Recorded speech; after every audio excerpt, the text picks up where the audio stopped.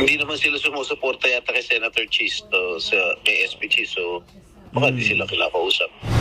Ayon na Hindi, ito sa totoo lang ha. Sa tingin naman ho natin dito sa PH Update, meron naman ho talagang tsansa na maging Senate President itong si Tito Soto. Kaso ang problema, bago ho mag-umpisa ang 20th Congress, kung ano-ano mga pinagsasabi niya sa social media, kung ano-ano pinagsasabi niya sa mga interview niya, bago ho natin panoorin, yaang naging panayam na yan dito kay Senator Jinggoy Estrada at itong interview nitong si Senator Mig Zubiri dito kay Ma'am Karen Davila. Kung bago lang ho kayo sa PH Update, isang like at isang subscribe. Masaya na ho tayo dyan sa mga gusto sumali sa ating community. Yung joint button nandyan lang ho sa baba. Hayon na nga, chinek ho natin ang ating analytics. Siyempre, 44.9% hindi pa rin ho nakasubscribe. Maglalagay na rin ako ng ano dyan, ng QR code para hindi na mahirapan yung iba. Sige, maglalagay tayo dyan, kagaya kay Idol Banat Bay, maglagay tayo ng QR code dyan para yung mga gusto mag-subscribe, scan na lang yung QR code. Marami pa rin ho hindi nakasubscribe. At yung mga nakasubscribe naman, mas marami ho yung mga nakasubscribe na nanonood sa atin. 55.2% palakpakan. At kung isa ho kayo sa mga hindi pa nakasubscribe, click nyo na ho yung subscribe button sa baba. Huwag na ho kayong mahiya. Ayun na nga mga kababayan, mega love shoutout ho muna natin yung mga kasama natin dito sa PH Update na nagpakulay sa ating mga nakalipas na video. Gusto ho nating pasalamatan yung mga kasama natin dito. Again, di ho natin pinapakita to para magpakulay kayo kung ano pa man. Kumbaga, na-appreciate lang ho natin yung extra effort ng mga kasama natin dito sa PH Update. Dolores Abila, maraming salamat ho dito sa $5. Maraming salamat. Ma'am Dolores Abila, maraming salamat. Siyempre, si Ma'am Ariza yan. Ako, itong si Ma'am Ariza yan. Tamang pasyal lang talaga tong si Ma'am Ariza yan. Kung saan-saan nagpupunta tong si Ma'am Ariza yan, galang-gala to eh. Teka. Ba't mali ata yung nalipat natin? Ayun, galang-gala tong si Ma'am Ariza yan. Oh. Puro deer naman ang kasama niya ngayon. No, mega love shoutout ha. 2 ulit ho yan. Maraming salamat, Ma'am Ariza yan. Mega love shoutout din ho dito kay Miner's Daughter TV DDS. Maraming salamat. Miner's Daughter TV DDS. Mega love shoutout ho. Mega love shoutout din ho siyempre dito sa ating napakagandang idolo na si Ma'am Raspberry. Ma'am Raspberry, mega love shoutout. Maraming salamat ho. Mag-ingat po kayo. Maraming salamat sa suporta sa PH Update. Hayon na nga, again, di natin pinapakita yan para hikayatin kayong magpakulay o kung ano pa man. Isang subscribe lang, masaya na ho tayo dyan. Pinapakita ho natin yan, appreciation sa mga nag-extra effort na gusto ng suporta. Okay lang ho, isang like at isang subscribe, masaya na ho tayo doon. Hayon na nga, viral ho ngayon sa mundo ng social media yung mga tirada nitong si Manong Chavit. Gusto ko lang paalalahanan nitong si Manong Chavit, di ba? Gusto kong palubagin ng kanyang kalooban. Diba? Naaawa tayo eh. Para ma-realize nitong si Manong Chavit, ay, oo nga pala, no? Tama si PH Update. Gusto kong kahit papaano, paluwagin ang kanyang nararamdaman. Kesyo hindi na raw ho siya kilala nitong si Bongbong. Manong Chavit, wag na ho kayong malungkot. Mantakin nyo, ganito na lang ho. Okay, ipagpalagay na natin yung mga eroplano nyo, yung mga sasakyan nyo, lahat ng perang ibinuhos nyo sa kampanya ni Bongbong Marcos, tila bagang nakalimutan. Okay, malaking bagay ho yun. Pero meron hong ika nga mas nakakaawa sa inyo. Ako naawa ako honestly dito kay Manong Chavit. Awang-awa ako kasi talagang noong panahon ng kampanya, nakita ho natin kung paano tinaguyod ng mama na yan. Kada karaban, yung kanyang bulletproof na sasakyan, talagang laging yon ang gamit ng tandem na Marcos Jr. at Vice President Sara Duterte. Ito ho matindi dito, Manong Chavit. Kayo ho, eroplanong pinahiram nyo. At pinahiram nyo ng napakaraming sasakyan. At nagwaldas kayo ng milyon-milyon. Sigurado tayo, milyon ang winaldas niyang si Manong Chavit dyan sa nagdaang kampanya na yan noong 2022. Isipin nyo na lang ho ito. Si dating Pangulong Rodrigo Duterte, pinalibing ho niya yung kanyang ama na nakaburo o nakarep na sa loob ng 30 taon. Anong sinukli kay Tatay Digong? Pinakulong sa The Hague, Netherlands. O siguro medyo lulubag na loob niyan. Kayo naman wag na kayong malungkot. 'Di ba? Wag na kayong malungkot. Okay lang 'yan. Nabudol nga, 'di ba, Manong Chavit? Oh, at least ngayon, kahit pa paano, sabihin ko naman sa'yo, Manong Chavit, dito sa video na to, sigurado lulubag ang iyong kalooban. Kahit pa paano, masasabi mo sa sarili mo na meron pa palang mas grabe sa akin. Di ba? Yun, si Tatay Digong, pinalibing niya yung ama niyang binuburo sa loob ng 30 taon. Ibinuro dyan sa Ilocos. Ha? Ilinagay sa refrigerator sa likod ng pamamahay nila sa loob ng 30 taon. Hindi mapalibing-libing. Pinalibing ho yun ni dating Pangulong Rodrigo Duterte. Anong sinukli ng bangag na Marcos Jr.? Pinakulong si Tatay Digong sa ICC. O yan. Siguro ngayong mga panahon na to, nare-realize nitong si Manong Chavit, okay na yun. Kalimutan na niya ako, basta wag niya lang akong pakulong. Nanto ko. Di ba? Okay na yun, Manong. Ako, idol ko yan si Manong Chavit. Sa totoo lang, totoong tao talaga yan. Kahit sinong interview, kahit sinong makasalamuhan niya doon sa farm niya, talagang malupit ho yan. Nagpunta na ho tayo sa farm niya, doon sa Baluarte, no? Nagpunta na ho tayo doon. Napakaganda nung zoo niya doon, no? Ito pa. Hindi yan. Hindi, ano pa yan. Di ba? Ganon lang naman ho yan, mga kababayan. Di ba? Ito nga. Kung si PRRD nga na pinalibing, tatay niya, kinalamutan na nga niya, trinaydor pa, ikaw pa kaya. Yan ang sinasabi ko sa inyo. Pero hindi lang yan, Manong Chavit. Sinabi ko sa iyo, doon sa opening salvo natin, iko-comfort kita dito sa video na to. Hindi pa yan kay Tatay Digong. Meron pang mas malala dyan kay Tatay Digong. Merong mas malala dyan sa ginawa sa iyo ni Marcos Jr. Niligawan nila. Hetong si Vice President Sara Duterte, kinarga ni VP Sara ang Visayas at Mindanao noong nagdaang presidential election 2022. Kinarga niya, binigay niya sa mga bangag ang mga boto ng KOJC, DDS, Duterte supporter, Visayas, Mindanao, lahat ng taga-suporta ng mga Duterte. Kinarga ni VP. Laking bagay ho nun, mga kababayan. Dahil yung mga boto na yon kay Vice President Sara Duterte yon. Kung tatakbo siya ng presidente, tama mali, ibinigay ho niya kay Marcos Jr. Anong sinukli nitong si Marcos Jr.? Pampalubag-loob to, Manong Chavit.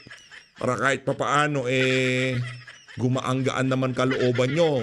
Sa totoo lang, naaawa na rin ako dito kay Manong Ngayong panahon na to, pagkatapos ginawang presidente ni VP Sara, itong si Marcos Jr., pinuntahan nila sa Davao, sundot nila ang puwet para pumayag na maging Vice President nitong si Marcos Jr. Ano ang sinukli? Impeachment, confidential fund, at sandamukal na intriga ang ibinigay sa kanya. Kaya ikaw, Manong, okay ka lang dyan. Okay na kalimutan ka nila. Baka pag naalala ka nila, may kalalagyan ka. Alam mo naman yan, mga bangag yan. Kaya kung ako sa'yo, pasalamat ka na lang, di ka nila pinapansin. Dahil pagka nabaling ng mata nila sa'yo, naku, may kalalagyan ka dito sa mga bangag na to. Sinisigurado ko, Manong Chavit. Ako, mahal ko yung si Manong Chavit kasi susuportahan niya si BP sa 2028 Mahal ko yan, siyempre, di ba? Di ba? Ganun ho yun, mga kababayan. Diba? Ganun ho yun. Kaya para dito kay Manong Chavit, wag na ho kayong malungkot. Okay lang ho na hindi na kayo kilala ni Marcos Jr. Dahil lahat ng tumulong sa pamilya na yan, na mapahanggang ngayon, kakilala nila, lahat ho ng mga tumulong sa kanila na yan, kung hindi may kaso, nakakulong. Kung hindi nakakulong, ipinapa-impeach. Pili ho kayo doon sa mga kategorya na yon. Sa tingin ko naman, wala ho kayong gustong puntahan doon. Kaya, kung hindi kayo kilala ng mga bangag na yan, approve na yan, Manong Chavit. Okay na yun. At ganyan ho talaga, nabudoli ka nga, di ba? Ayun na nga, rekta ho tayo dito sa mga hanas nitong si Mig Zubiri. Ito na ho, mga kababayan.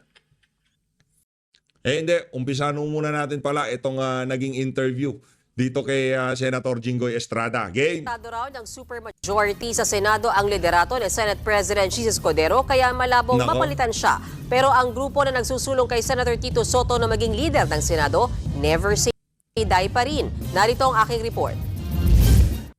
Sen Migs, pahinga na ho kayo. Ika nga, hindi pa nag-uumpisa boxing, mahina na katawan ng kandidato nyo. Diba? simple lang naman. Kung hinayaan yung tipong ganito ganito. Oh, okay. Papasok ka, magsesenador ka. Huwag ka munang madaldal. Wala ka munang maraming sinasabi sa media. Yung tipong mind conditioning, akala mo magkakarigo doon. Akala mo sa lahat ng sinasabi mo, kakampihan ka ng mga dadatnan mo. Yung mga kasama mong tumakbo, kalahati dyan, buwisit na buwisit sa'yo. Ang lakas ng loob mong bumanat na kesyo ganito, kesyo ganyan, malinis na pamahalaan. Kasama ka sa mga mambubudol nung nagdang eleksyon. Kasama ka sa alyansa. So wala kang karapatan na mag-lecture na ay dapat ganito gawin natin. Dapat ganyan yan. Yung impeachment dapat ganito. 'Di ba? Hindi ganoon. Lokohan yun eh. Hindi lang basta majority, kundi posible raw umabot sa supermajority ang sumusuporta kay Senate President Chis Escudero. Ayon kay Galing. Senate President Pro Tempore Jinggoy Estrada, napatunayan yan sa pinaikot na resolusyon bilang pagsuporta sa liderato ni Escudero. We have enough numbers, more than 13, Nako. I suppose. Nako. And I think Senate President Chis Escudero is already secured of having his next term as Senate President. Senate President secured. Kasi kung kasi sinasabi ni Chis Escudero ay nitong si Soto, okay, gusto ko maging Senate President, gusto ko maibalik ang dignidad ng Senado. Kung makapagsalita siya, para siyang aso ni Tambaluslos. Dapat impeachment, inumpisahan na yan. Kesyo ganito, kesyo ganon. Diba? O itong si Chis Escudero, lahat ng variables, lahat ng sitwasyon, lahat ng hinaing ng mga kasamahan niyang senador, kinonsidera niya. Hindi yung tipong umpisahan niyang impeachment tapos walang maraming cheche-boreche. Hindi ganon. Una sa lahat, election. Una sa lahat, ibinigay yan sa Senado last 2 minutes. Hindi pa na-repair sa plenaryo. Ang daming question sa Korte Suprema. Hindi naman pwedeng madaliin. Baka magmukha naman yung Senado na walang paninindigan, nagmumukhang aso ng House of Representative pag kami nadali nila. Itong si Soto, gusto niyang madaliin. Sinong nagmumukhang aso ni Tamba? Di ba? Sinong kakampihan ng mga dadatnan mong senador at yung mga kasama mo nanalo? At tandaan mo, Soto, ha? Ito lang, tandaan mo to. Huwag mong kalimutan to. Pag magkakasama kayo ng mga tropa mo, pag-usapan nyo to. Si VP Sara pa rin ang pinaka-prefer ng ating mga kababayan na mamuno dito sa bansa na to sa 2020. Isaksak mo yon sa kukote mo. Bakit hindi nyo maintindihan na ayaw ng mga kababayan natin ma-impeach si VP Sara? Sentido komon naman, oh. Pambihira talaga, oh. Akala natin wala na tayong sipon, eh. Nung isang araw, okay na, pagkagising natin, ganito na, no. Bukas, okay na to. Bukas, balagbagan to the max na ho, mga kababayan. Tuloy. Ganyan-ganyan din ang sinabi kamakailan ni Senators Joel Villanueva at Alan Peter Cayetano. Suportado rin nila si Escudero. Sagot naman dyan ni Senator Mig Zubiri na si Senator Tito Soto ang gustong maging Senate President. Di wow. Congratulations. Pagka ganun, anything can still happen. Gusto sana namin protektahan ang integridad ng Senado. Maawa na kayo. Bugbog ng Senado. Hindi bugbugan Senado. Dito natin nakikita ang integrity na Senado. Hindi siya nadidiktahan ng naratibo ng House of Representatives. Anong naratibo ng House of Representatives? Ura-urada mag-impeach na. Pag-usapan na, kalkalin na yung mga bank account si VP Sara. Yun ang naratibo ng House of Representatives. At yun din ang gustong mangyari ni Tito Soto. So, kaninong integrity ang pinoprotektahan nitong dalawang kandidato na to? Itong si Chis Escudero, winiweigh niya lahat ng possibility, lahat ng komplikasyon dyan sa proseso na yan. Pinag-aaralan nila ng maigi. Si Soto, wala silang, nila hindi ginawa yan. Dapat, saan na yan? Dapat ganito yan. Hindi ko alam, ba't may tumayo, tapos binalik sa House of Representatives. Diba? Dapat, di ganun yan. Buwisit na yan, anak ng tokwa, wala nang ginawa yung matino. Ikaw lang magaling, langya ka. Kung di ka pa pala maging Senate President, walang mangyayaring matino sa Senado. Pambihira, oo. Sa matang tao, bugbog ng Senado. So, never say die. Never si Dagdag pa ni die. Zubiri, hindi siya satisfied sa kasalukuyang liderato ng Senado. Kahit nga raw sa pagbibigay ng chairmanship sa isang komite, hindi sila kinakausap. Chairmanship kasi na yun, parang binibigay sa mga not so qualified. Dahil nga, hampas lupa. Teka lang, Brad. Ako di kita binabanatan, Senator Migs. Okay? Tayo, taga Mindanao ka. Medyo ganyan-ganyan tayo eh. I mean, di ba? Ayaw din niya sa impeachment eh. Alam niya na witch hunt ang mangyayari dyan. Pero pagka sinabi mo, ibinigay doon sa mga senador, yung mga komite na hindi naman sila ganun ka-qualify, maghinay-hinay ho tayo dyan. At ayusin ho natin kung sino yung mga pinariringgan natin. Kasi ang pinaka-ika nga, mainit lang sa mata dyan, yung pagkaka-Blue Ribbon Committee nitong si Senator Rodante Marcoleta. First timer na senador, binigay sa kanya ang Blue Ribbon. Ibang klase ho yun. Kaso, baka pagdating sa experience at usay, kahit magpatong-patong kayo dyan sa Senado, hindi nyo matutumbasan yung mama na yun. Tuloy. Ba na kami, dead hungry, ano yan, patay gutom na kami. So, paglaban na namin yung integridad ng Senado.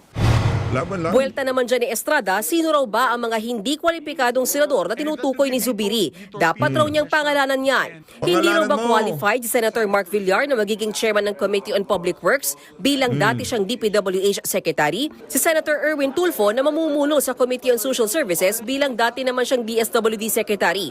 Si Senator Bam Aquino na magiging chairman ng Committee on Education. Si Senator Kiko Pangilinan na pamumunuan naman ng Committee on Agriculture. Pinakawalang kwenta, yan siguro. Nagtanim lang ng pechay, Committee on Agriculture na kagad. Buisit na yan, oo. Diyan sumasakit ang ulo ko. Nagtanim ka lang ng pechay, kasama mo tong si... Hindi ko alam kanino pechay yung kay Sharon o sa kanya. Nakita ko dinidiligan niya yung pechay. Hindi ko alam, pechay ba ni Sharon yun o? Saka ng Petrang Garapata. Chairman ka na ng agriculture, nagtanim ka lang ng pechay.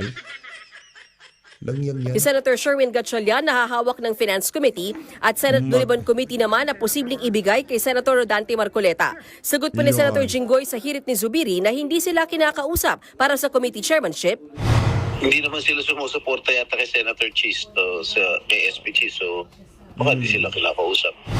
Ayon Normal ho yan. Normal yan sa Senado. Ito naman si Senator Mig Zubiri. Oo. Pag nasa minority kayo, pag kinonsider nyo na sarili nyo, o tumatayo na kayo bilang kalaban ng kasalukuyang pamunuan, natural wala akong maibibigay yung chairman.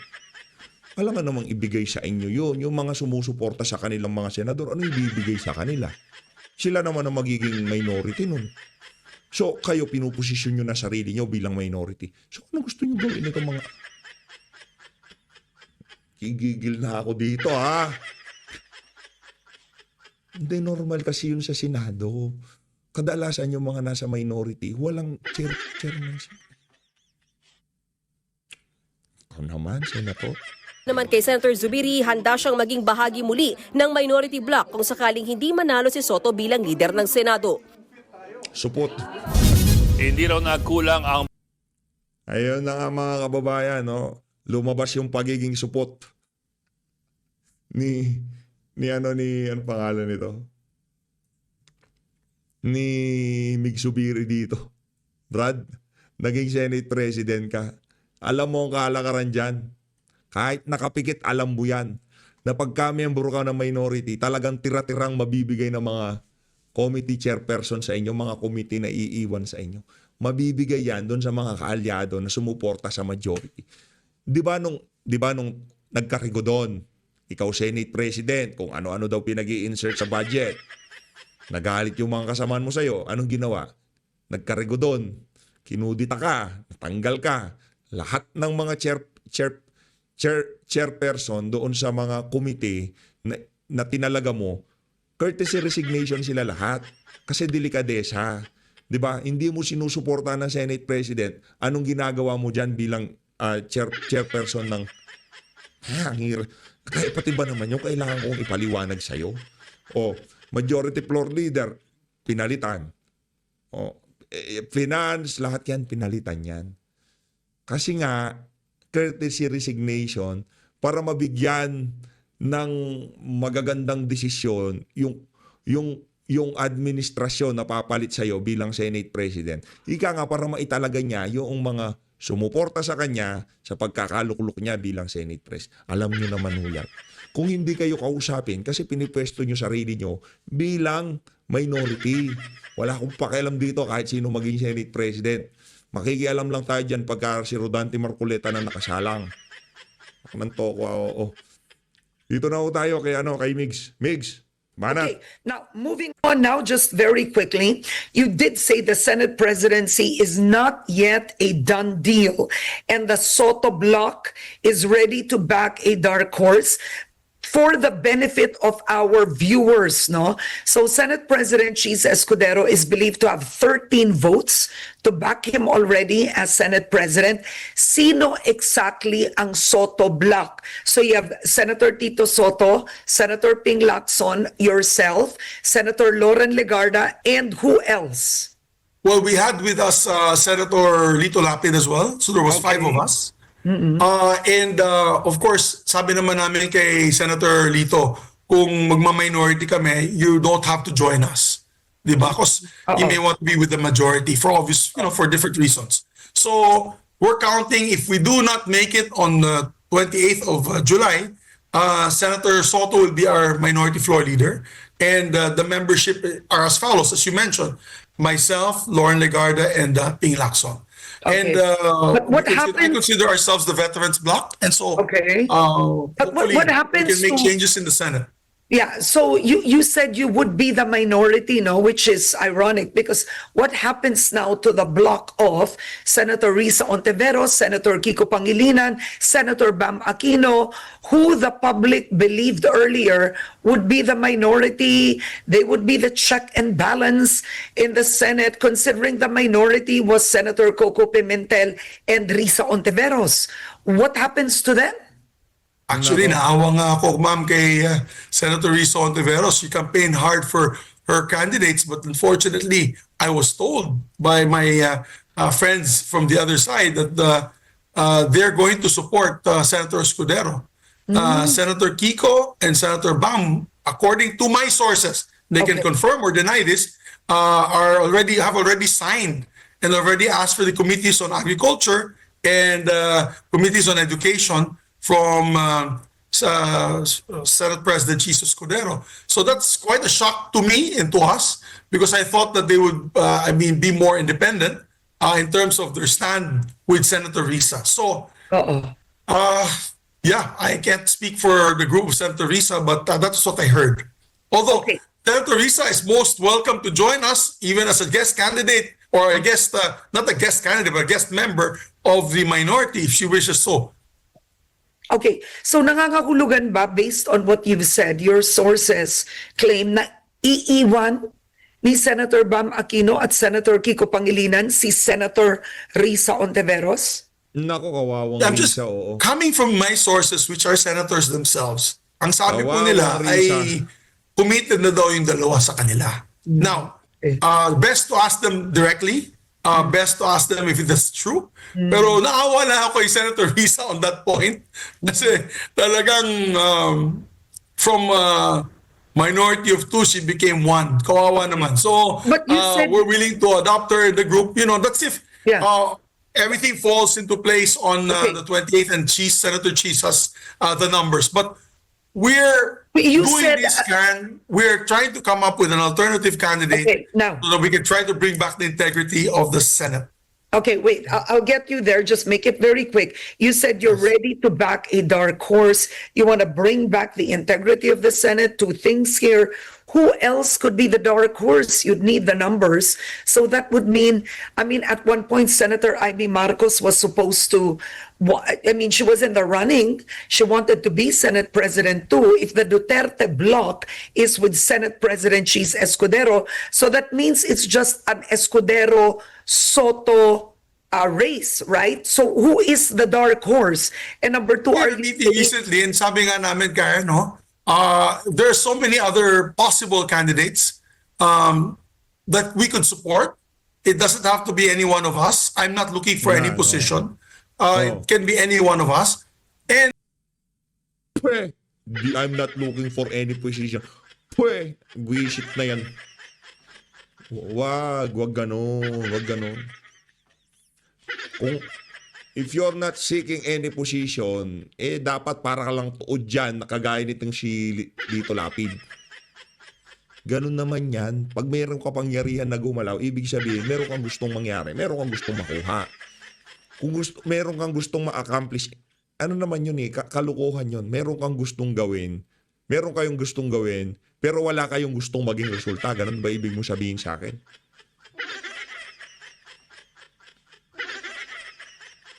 Kakapanginig ka ng laban. Ng tokwa. Meron kang ginagawa pero wala kang gustong mangyari. Galing mo, Brad. Ayaw daw niya ng posisyon. Di wow. And as long as there's an alternative to what we're having now, we're willing to support. And many of them, they're comebacking senators. You have Senator Kiko. You even have Senator Bam. You have new senators like Senator Marcoleta. You have several other senators that can actually fit the bill as a new Senate President. So, yung akin lang... Di ba? Yan, magkakasundo tayo. Pagka binabanggit mo si Marcoleta, magkakasundo tayo dyan pagka sinasama mo, Marcoleta, pwede naman niya maging Senate President. Susuportahan namin yan si Marcoleta. Kaso nakapag-commit na nga, Brad eh. Blue ribbon na, nahuli kayo. Di ba? Pero kung yung macho black nyo na yan, sinabi nyo, we support Rodante Marcoleta. Senator Rodante Marcoleta, ikaw ang tatakbo, ikaw ang bata namin. Babakantihin namin yung Senate Presidency, ikaw ang susulpak namin. Mananawagan pa ako para sa inyo. Yan, di ba? At least hindi si Soto, di ba? Kasi puro kaungguyan mga sinasabi nun eh. Ilagay natin si Rodante Marcoleta para walang maraming usapan. Karen, is bugbog na bugbog ang Senado. And you know, I said this yesterday. Sabi ko nga, I was listening over the radio 2 days ago. It's a big station. And then may yung radio announcer, sinabi niya dun na, nako, hindi yata nakikinig ng Senado sa taong bayan, lalo na dito sa impeachment. Mas mabuti pang, buwagin na lang natin yan. Sinabi niya yan. Ang sakit ng dibdib ko, Karen. I felt so bad nung sinabi niya. And I told myself, this is why we need to fix the Senate because or else mawawalang saysay ang Senado at talagang baka tuluyang mabuwag na ang Senado. Kaya we have to do something about that, Karen. I really, it pained me, no? Napakasakit para sa akin na marinig yun. All right, but you did say also that you want to bring back the integrity of the Senate. Are you saying under the leadership of Senate President Escudero, the Senate has lost its integrity? I mean, very quickly, before we move to impeachment, please. Many sectors have called, for example, many sectors have called the 2025 budget the most corrupt ever in the history of Congress. It is the first time that the Department of Budget and Public Works and Highways are actually higher. The budget of the DPWH or of projects are higher than education. And we all know what happened to the education budget. So that was presided by our Senate President. And also, when it comes to the impeachment process, wala kaming caucus, wala kaming consensus building. Kaya nagkakagulo-gulo. Wala I was kayong in church, caucus? Wala we've kayong never had a caucus, Karen, not once. Oh. We've never Ibig sabihin, Brad, ikaw ang sumuchuchu dito kay Soto na kasi wala kayong caucus. Di ba yan ang binibida ni Soto? Sabi ng mga kasama nyo dyan, wala daw silang caucus. Di daw sila nagko-caucus. Hindi pa pala nananalo tong si Soto. Naguhut-hutan na kayo ng dila eh. Langya ka talaga. Oh. never had a caucus, not once. So my point is, last Sunday, nandun ako sa simbahan, ang sabi ng mga taga-simbahan, ang gulo-gulo nyo sa Senado. An old lady came up to me, sabi niya, ang gulo-gulo nyo sa Senado, mas mabuti pa ang House of Representatives ay solid at hindi ganun kagulo. Okay, Senator. When I get these reactions, Karen, it really pains me for the institution. Alam nyo, pagka, hindi, ako tinitignan ko yung sinasabi niya na merong nakakakita ang mga tao, ang gulo-gulo nyo dyan sa Senado, buti pa ang House of Representatives, solid. Pwe! Anak ng tokwa, okay lang sa inyo, magpakaaso kayo sa Senate President nyo. Okay nang magulo, okay nang nagkakaroon ng argumento at debate. Ang importante, independyente kada senador. Solid. kung anong gustong itakbo nitong si Tambaluslos, ang House of Representative, yun ang tatakbuhin, gusto nyo. Tanungin natin ang mga kababayan natin dito, hindi alam nitong si Mig Subiri kayo mga pinagsasabi. Sang-ayon ba kayo na puro yes man ang mga senador natin dyan sa Senado? Na kung umasta sila para silang mga congressman na hila-hila nitong si Tambaluslos ang kanilang mga buntot? Lang yun yan. Diba? Brad, huwag mo kami lokohin dito. Kesyo, ang gulo-gulo nyo naman sa Senado. Buti pang House of Representatives, solid. Solid, solid mga magnanakaw. Gusto mo ganon? Okay na yan. Nagkakaroon din debate. Napapakinggan ang magkabilang mukha ng istorya dyan sa Senado.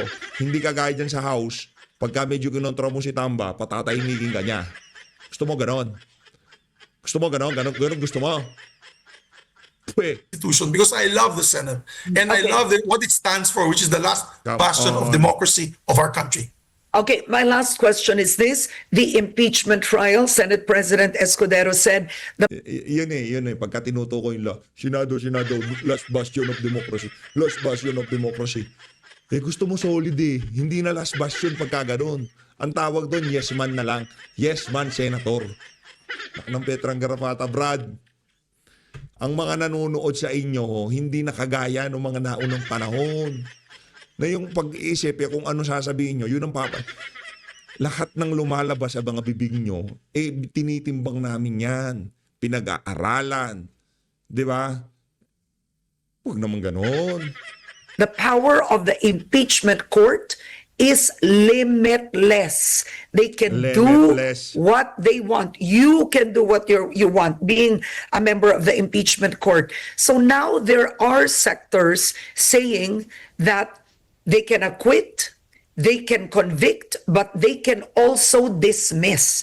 Being a court, they have the power to dismiss the impeachment against Vice President Sara Duterte. And some have said as the 20th Congress opens, that is a possibility. Jurisdiction will be brought up. Constitutionality was already brought up. But there are so many other issues. Posible bang matuloy at hindi matuloy ang impeachment trial given the landscape, the makeup of the 20th Congress? Well, I beg to disagree with my colleagues. I beg to disagree with that because the Constitution says that we should move forthwith. It doesn't say there you may move or the Senate will act forthwith and may also dismiss the case. It's not there in the Constitution. We have to act on it. Now, there's a gray area there that a lot of lawyers love using. They like to say, oh, there's a gray area that means we can come up with our own implementation, our own guidelines. I'm looking at precedents lang, Karen. Precedents was in 2001 or 2000, year 2000. Remember when we were Spice Boys, Karen? We were both young then. And I was a member of the Spice Boys group. We filed the articles of impeachment against former President Estrada to the Senate. And the only way we did that, and the only way that was possible was when then Speaker Manny Villar got the articles of impeachment after the prayer, read the articles of impeachment that brought it to the Senate. Did the Senate dismiss that and say that no, that was not a proper motion, you did not do it rightfully, and therefore we remand it or we return it back or we dismiss it outright? No. Senator Nene Pimentel then was the Senate President, heard and received the 77 firm signatures, and they proceeded with the trial. The rest is history. But you did not. Same also with. But the question, the challenge you have now is that did not cross two different Congresses. Yes, but I'm just giving you precedents. So also with the Corona, whether rightly or wrongly, because I felt that it was also a witch hunt on Corona, and I felt I was not there. I was no longer there, Karen. Remember that I resigned in 2011. And so there's legal precedents on this. So I'm looking at the legal precedents on this. Okay. Whether I am for Sara or I am against Sara, whether I want to impeach her or to dismiss the case, it is of my opinion only. And therefore, the process should still continue. At the end, we vote. That's the point there. In the end, you vote. If you're sympathetic to Madam Sara, if you feel it's a witch hunt, then you vote to acquit. But if you feel that the evidence at hand is sufficient enough, then you vote to impeach. My point is, we have to go through the process. Although, one of the reasons why they're saying, bakit ka nagpirma dun, bakit ka bumoto dun sa 18 to remand? Oh. Because nga, at that time, I strongly believe that hindi pwede siyang tumawid sa 20th Congress. And today, But- what do you believe? Well, now if the Senate agrees as a body to discuss it again, once again, then I have no choice. It's a collegial body, no? So we have to listen to the Senate. But my point being is, we must act on this, whether we like it or not, and therefore vote on using your conscience, Karen. Okay. Why are we afraid right away? But if to outright dismiss it, Karen, I'm worried. I am very worried that the credibility of the Senate as a body where people can go if they are aggrieved by these powerful people which are what you call constitutional offices like the president, vice president. If that disappears, then the people will have no longer any faith of the Senate. All right. Ayun na nga mga kababayan, dito na ho natin tatapusin yung interview na yan. Netong si Senator Mig Zubiri, ano ho bang masasabi nyo dyan sa mga tinalakay nila na yan? Netong si Ma'am Karen Davila, atin ho dito, tuloy nyo na yung impeachment. Ano pa bang hinihintay nyo? Ano na, pagka-umpisa, desisyon na nakagad. Alam nyo naman na politika lang yan, di ba? 1 + 1 = 2, ika nga. Di ba, nag-convene na yung impeachment court. Pag-umpisa ng 20th Congress, ito, ganito, mag-move sila na i-dismiss na o ibasura na yung impeachment na yan. Pag-desisyonan nyo na. Di ba? Para naman namin. Tapos na usapan. Magkakaalaman na tayo doon pa lang. Tapos, pagsalitain yung mga bumoto. Tanungin na kagad kung sakali bang matapos to, kahit ano bang ilatag na ebidensya, convict kayo o acquit. Alam naman natin na pamumulitika to, paninira lang to kay VP Sara. Ngayon pa lang tapusin na natin to. Kasi kung ikaw convict ka, kahit ano pang depensa ng kampo ni VP Sara, convict ka. Ikukonvict mo siya. Tama, mali. Ngayon, ikaw, kahit pa ano pang ipresenta ng prosecution, kung ikaw acquit si Sara sa'yo, walang ebidensya na makakapagpakumbinsi sa'yo. Acquit ka. Acquit si VP Sara. Tama, mali. Huwag na tayo magbulan dito. Magsasayang lang kayo ng pera dyan sa impeachment na yan. So, ladies, maraming salamat sa pagsuporta sa PH Update. Namamalat pa rin ho tayo. Naririnig nyo naman ho sa ating boses. Dahil nga kakatira natin kay virus. Na-virus ho tayo mga kabo. Pero okay na ho tayo nito. Medyo okay na. So ladies, maraming salamat ho mga kababayan. Mag-ingat ho kayong lahat. Mahalin natin ang Pilipinas. Pansin ng mga ibang kasama natin, si PH nananahimik Wala siyang boses. Pag yung tipong yung video lang yung nagsasalita, di ako nagko-komento. Yung si PH nananahimik Tahimik siya ngayon Sana lagi siyang namamalat para natatapos natin ang video. Hindi, marami naman dyan. Panoorin nyo lang sa source. Nandito kayo para mapanood, mapakinggan ang mga walang kapararangang komentaryo ni PH Update. Maraming salamat Saludo. Saludo ng 2 kamay at 2 paa sa mga kasama natin dito. Maraming salamat mga kababayan.